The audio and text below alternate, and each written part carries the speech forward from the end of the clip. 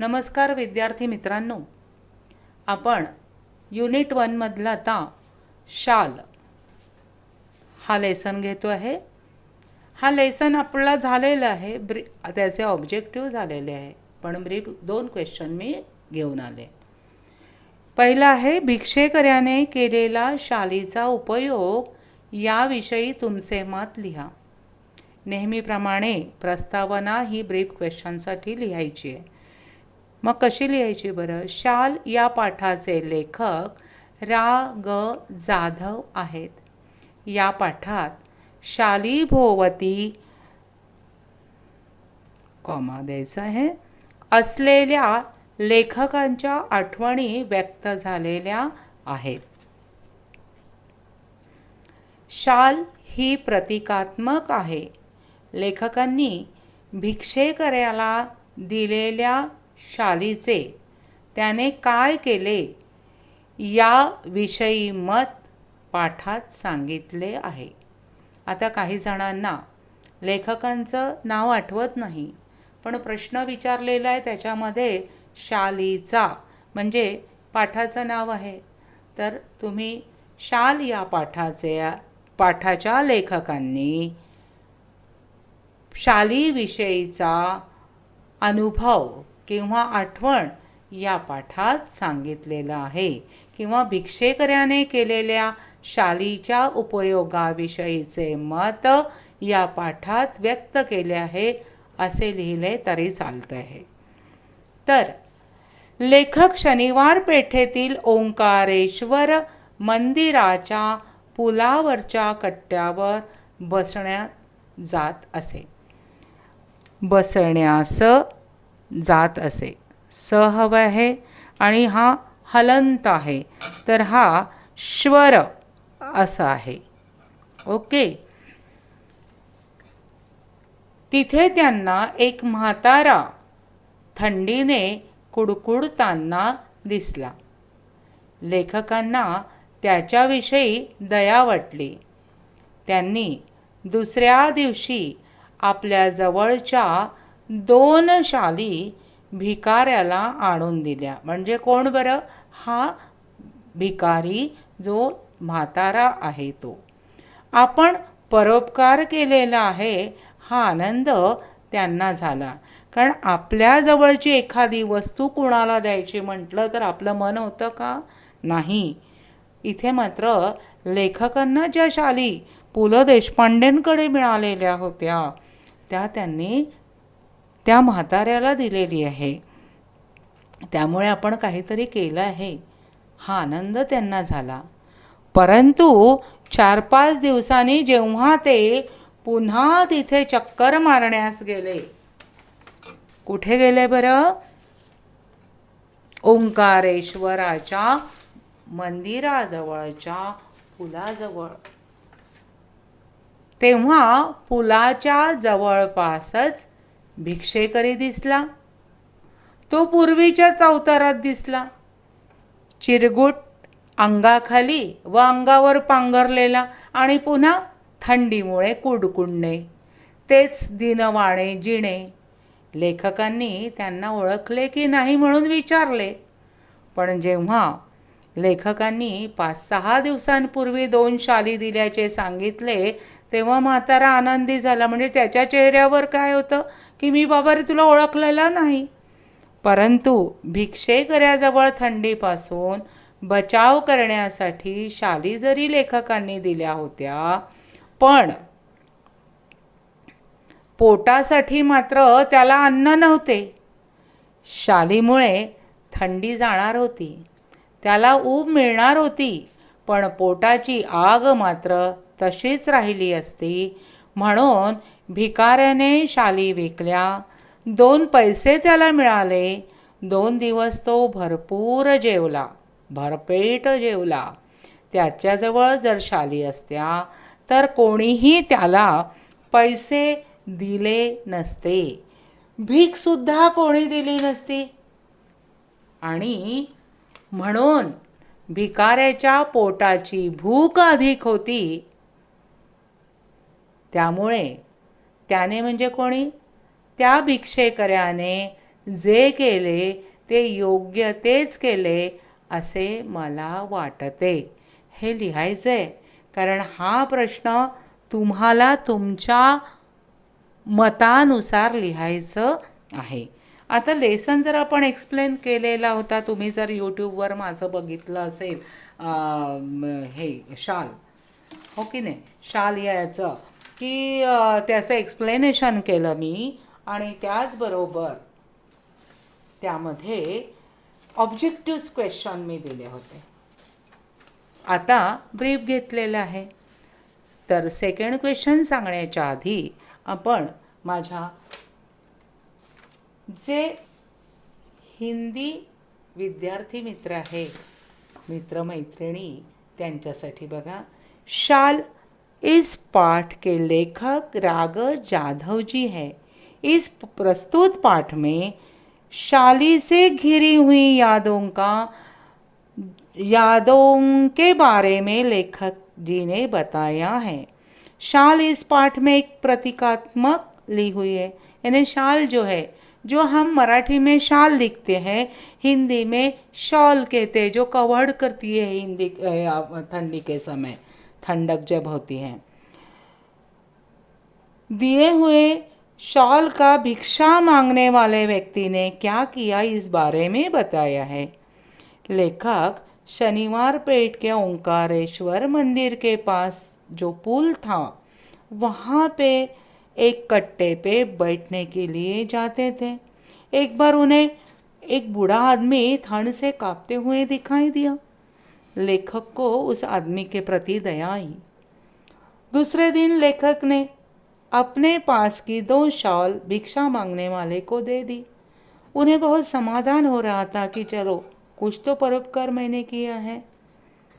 यानी इससे क्या पता चलता है, लेखक की परोपकारी वृत्ती. यानी ये जो आंसर है, इसमें हम असे मला वाटते जो लिखा आहे, काय दिसून येतं, यावरून लेखकांची परोपकारी वृत्ती दिसून येते. तसेच त्याग ही वृत्तीसुद्धा दिसून येते. असं इथे तुम्ही लिहायचं आहे, मी जे आत्ता बोलले ते. उन्हें बहुत समाधान हुआ कि चलो मैंने इस बूढ़े आदमी को जो ठंड से काँप रहा था, उसे मैंने शॉल दे दी. मगर 5-6 दिन बाद जब वो उसी पुल पे चक्कर लगाने गए, तब उन्हें बूढ़ा आदमी पहले जैसा ही दिखाई दिया, ठंड से काँपते हुए. लेखक हैरानी से उसे देखने लगे. उनके पास गए, उसे पूछा, पहचाना? मगर उसने बिल्कुल, यानी उन्हें ध्यान ही नहीं आया वो बूढ़े आदमी को. जब लेखक ने उन्हें बताया कि मैंने क्या किया था, आपको 2 शॉल दिए थे, तब थोड़ी सी मुस्कुराहट उस बूढ़े आदमी पर आ गई चेहरे पे. उसके चेहरे पे आनंद दिखाई दिया. मगर यदि लेखक जी ने उन्हें शॉल तो दे दी, ठंडी से बचने के लिए तो ठीक था, लेकिन पेट तो खाली था, और पेट ही भरा नहीं तो उसे शाल भी दी तो भी पेट तो खाली था. इसलिए शाल बेच के बूढ़े आदमी ने भरपेट खाना खाया. 2 पैसे उन्हें मिले. यदि उनके पास नई शाल दिखाई देती तो उसे कोई भीख ना देता. इससे पता चलता है कि पेट की भूख के सामने सब व्यर्थ है.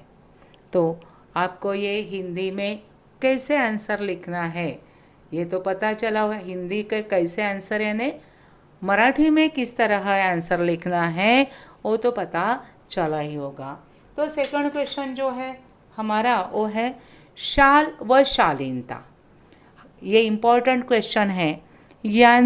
या पाठाच्या आधारे, शाल व शालीनता यांचा पाठाच्या आधारे तुम्हाला कळलेला अर्थ स्पष्ट करा. यानी आप लोगों को क्या अर्थ इसका समझ में आया है. रिपीट. शाल या पाठाचे लेखक राग जाधव आहेत. या पाठात शाल आणि शालीनता या 2 शब्दांविषयींचा युक्तिवाद वर्णन केलेला आहे. या पाठात शाल ही प्रतिकात्मक आहे. शालीमुळे येणाऱ्या शालीनतेचा संदर्भ अंतर्मुख करणारा आहे. हे प्रस्तावनामध्ये असतात बरं काही वाक्य. कवी नारायण सुर्वे. आता तुम्हाला माहिती आहे, लेसन वाचताना लक्षात आलं असेल कवी नारायण सुर्वेंचा उल्लेख लेखकांनी केलेला आहे. मग आता हे कवी नारायण सुर्वे कोण बरं, असा प्रश्न तुम्हाला आला असेल तर तुम्हाला सेकंड युनिटमध्ये 2 दिवस ही कविता आहे. त्यामध्ये नारायण सुर्वे यांनी जे मजूर वर्ग आहे, लेबर लोक जो आहे, कामगार वर्ग जो आहे, त्यांच्या विषयीची व्यथा मांडलेली आहे. म्हणजे बघा, दुसऱ्यांचं दुःख ते आपलंच मानणारे हे कवी नारायण सुर्वे. हाच उल्लेख या ठिकाणी केलेला आहे की कवी नारायण सुर्वे यांना प्रत्येक कार्यक्रमात सन्मानाची शाल व श्रीफळ मिळत असे. श्रीफळ म्हणजे काय बरं? नारळ. एक नारळ आणि शाल आपण सन्मानासाठी, गौरवासाठी देतो. तेव्हा ते हसतच एकदा लेखकांना म्हणाले, ते म्हणजे नारायण सुर्वे, या शाली घेऊन मी आता शालीन बनू लागलो आहे. म्हणजे मी कसं आहे, अगदी शालीन बनू लागलो आहे, सज्जनच बनतो आहे. उपरोधिक खोच असली तरी मुळात कवी सुर्वे शालीन, सालस, सज्जन वृत्तीचे होते. एवढा मान सन्मान त्यांना मिळत गेला, शाली मिळत गेल्या, तरी शालीनतेच्या वर्षावाखाली त्यांची शालीनता कधी हरवली नाही. म्हणजे ते अगदी प्रौढीनेच त्यांच्यात आला नाही. ते सज्जनच होते, कारण ते मुळातच त्यांचा स्वभाव तसा होता. म्हणजे आपण काय लिहायचं आहे की एवढा मान सन्मान त्यांना मिळत गेला, शाली मिळत गेल्या, तरी शालीनतेच्या वर्षावाखाली त्यांची शालीनता कधी हरवली नाही असे दिसून येते. तर शालीमुळे शालीनता येते की जाते? या प्रश्नाचे उत्तर लेखकांनी दिले आहे. त्यांच्या मते जाते. सन्मान, आता ते कशी जाते बरं, हे लक्षात ठेवा. सन्मान करण्याच्या रूपाने आपण खरे तर शालीन जगच गमावून बसण्याचा धोका मोठा आहे. बरोबर आहे ना, की हे जग सज्जन आहे, आपण आपल्यात काय होतं, उर्मी येते, एक प्रकारची गर्व निर्माण होतं, असा त्यामागचा उद्देश आहे. की ते शालीन जगच गमावून बसण्याचा धोका मोठा आहे. हेही मत लेखकांचे पटण्यासारखे आहे, कारण आपण लोकांपासून दुरावत जातो. हे झाले 2 क्वेश्चन याचे. बरोबर. आता माझ्या जे हिंदीचे विद्यार्थी आहेत माझे, की त्यांना मराठी समजायला कठीण जातं, त्यांच्यासाठी हा जो प्रश्न आहे हा आपण पुन्हा हिंदीमध्ये मी रिपीट करते आहे. शाल आणि शालीनतेच्या विषयीचा. तो कसा, कारण त्यांना काही तर लिहिता आलं पाहिजे. फर्स्ट वन, प्रस्तावना लिहायचीच आहे.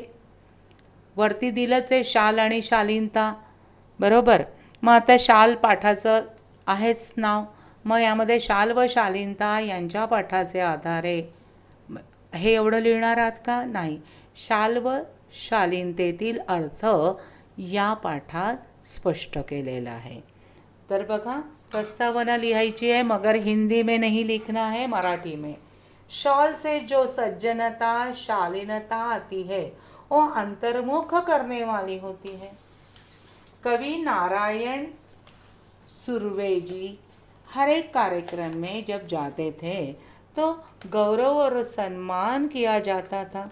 उन्हें सम्मानित किया जाता था किससे? तब शाल और श्रीफल यानी नारियल. एक बार हंस के कवि सुर्वे जी बोले कि ये शाल लेके मैं शालीन बन रहा हूँ. यानी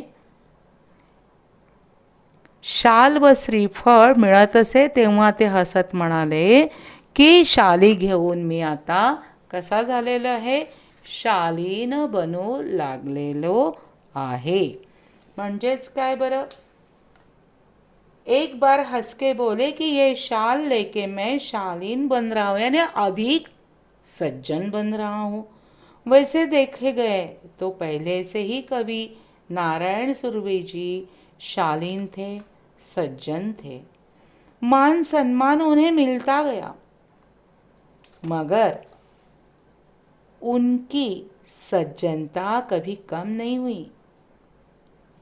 और लेखक से जब क्वेश्चन पूछा कि शाल और शालीनता से ये आती है शालीनता या जाती है, तो लेखक कहते हैं कि वो शालीनता जाती है, क्योंकि सम्मान होते हैं तब उनसे विचारों की हम शालीन दुनिया से दूर जाते हैं.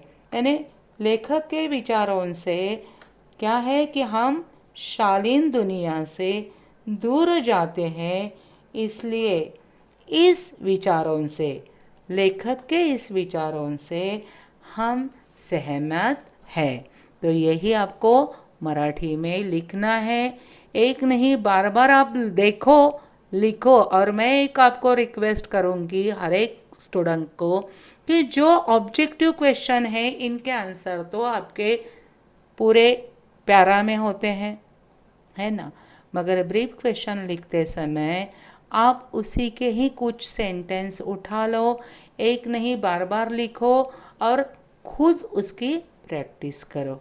ओके, सबस्क्राईब करायला विसरायचं नाही, लाईक करायला विसरायचं नाही. Wish you all the best my student. Thank you.